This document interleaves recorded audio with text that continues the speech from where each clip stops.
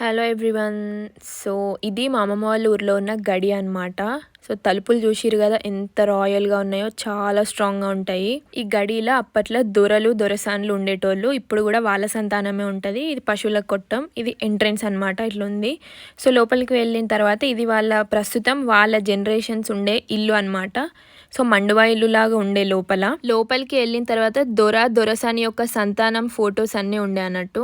ఇక ఈమె మా ఊరి దొరసాని, పక్కకు దొరవారు. ఇవన్నీ బ్రిటిష్ కాలం నాటి ఫోటోలు అంట. దీన్ని బంగుబాయి అంటారు. దొరసాని ఇక్కడనే కూర్చొని ప్రజలకి వాళ్ళ ప్రాబ్లమ్స్ కి సొల్యూషన్స్ అవన్నీ చెప్తుండే. ఇక్కడ కూర్చున్న తాత దొరవారి ప్రథమ సంతానం అండ్ వాళ్ళ కోడలు పక్కకి. లోపల ఇల్లు చాలా చాలా బాగుండే. ఇంకా బయటికి వెళ్ళి తోట చూద్దామనేసరికి అరటి గెలలు, రకరకాల పువ్వులు, చాలా అరటి చెట్లు ఉన్నాయి. ఇంకా చుట్టూ కూడా చాలా ఓపెన్ ప్లేస్ ఉండి చాలా పీస్ఫుల్గా ఉండనమాట. సో ఇది అప్పటి రోల్ అంట.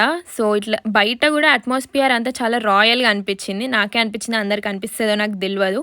దీన్ని బుర్జు అంటారు. దీని లోపల కూడా నివాసం ఉండొచ్చంట. సో ఈయన వచ్చేసి ఆ దొరవారింట్లో తోటకి కాపరి ఈ తాత.